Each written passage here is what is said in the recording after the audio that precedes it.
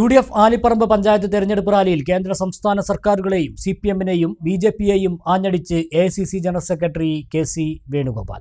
ഇടതുപക്ഷത്തിന് പഞ്ചായത്ത് രാജ് കൊട്ടിഘോഷിക്കാൻ അവകാശമില്ലെന്നും ജനങ്ങൾക്ക് അധികാര കൈമാറ്റം നൽകിയ വിപ്ലവകരമായ മാറ്റം കൊണ്ടുവന്നത് കോൺഗ്രസ് ആണെന്നും KC വേണുഗോപാൽ പറഞ്ഞു. വോട്ട് ചോരിയും SIR-ഉം പാർലമെന്റിൽ ചർച്ചയാക്കാൻ ആവശ്യപ്പെട്ടപ്പോൾ അംഗീകരിക്കാത്ത BJP സർക്കാർ കപട ദേശസ്നേഹം നടിച്ച് ഇപ്പോൾ വന്ദേമാതരം ചർച്ചയാക്കുകയാണെന്നും KC വേണുഗോപാൽ കുറ്റപ്പെടുത്തി.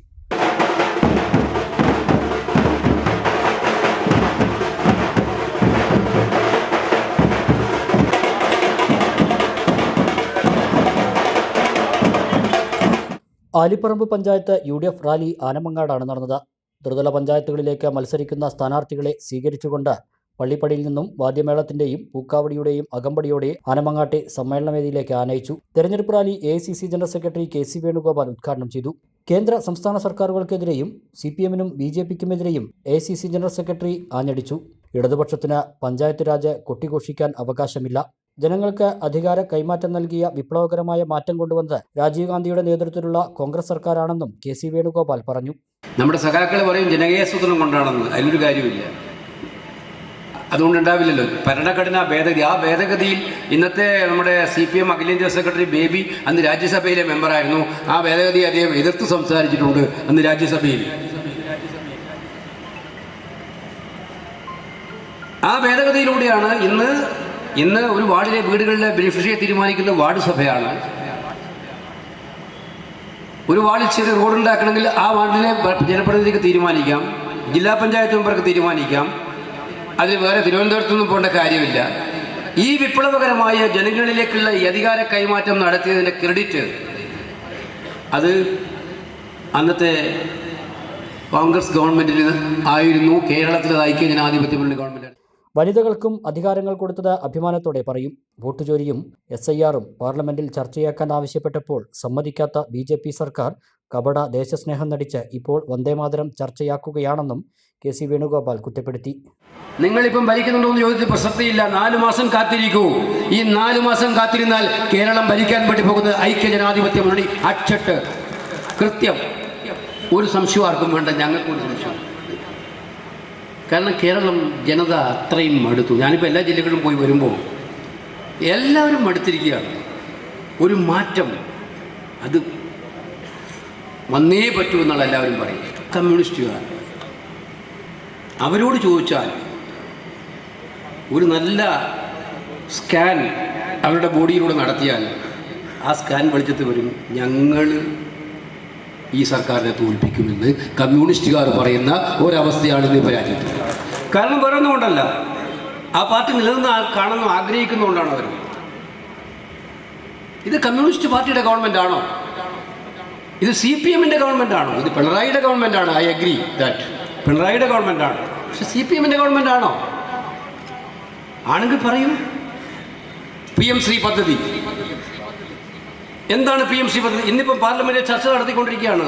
വന്ദേ ഭാരതം എന്തൊരു സ്നേഹമാണ് നമ്മുടെ BJP ഇപ്പം നരേന്ദ്രമോദിക്കും RSS-നും ഒക്കെ തന്നെ ഇപ്പം വന്ദേ മാതരത്തോട് ഭയങ്കരമായ സ്നേഹം. ഒരു ദിവസത്തെ മുഴുവൻ ചർച്ചയാണ് പാർലമെന്റിൽ.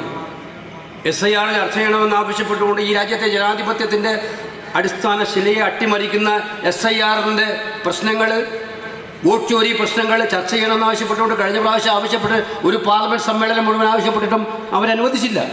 ആ സമ്മേളനം വാഷൗട്ട് ചെയ്തു പോയി. ഇപ്രാവശ്യം ഞങ്ങൾ ആവശ്യപ്പെട്ടപ്പോൾ അവരുടെ കണ്ടീഷൻ എന്തായിരുന്നു? വന്ദേ മാതരത്തെക്കുറിച്ച് ചർച്ച ആദ്യം ചെയ്യണം. അത് കഴിഞ്ഞിട്ട് നാളെ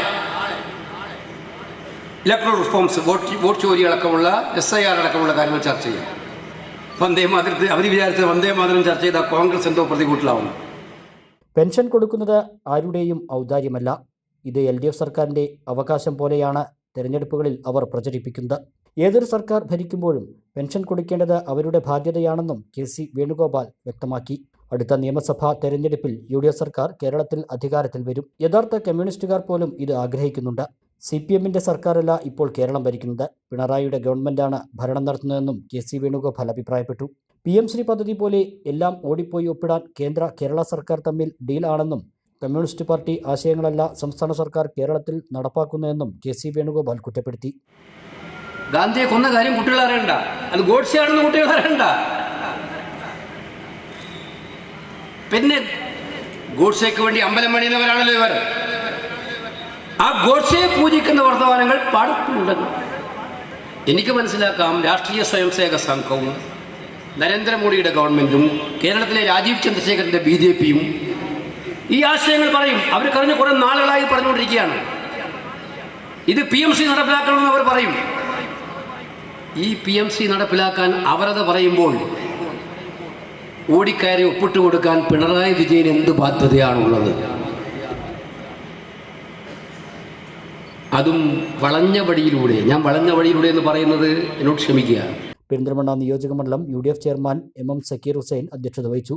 ജില്ലാ UDF chairman PT Ajay Mohan, KPCC general secretary V Baburaj, MLA മാരായ Najeeb Kanthapuram, AP Anilkumar, DCC president VS Joy, Muslim League മണ്ഡലം president AK Nasar, general secretary S Abdul Salam, advocate Benny Thomas, block Congress president Aranjikkal Anandan, TK Hamsa, CT Noushad Ali തുടങ്ങിയവർ സംസാരിച്ചു. ചമഞ്ഞൊരുങ്ങാം ചമയത്തിനൊപ്പം.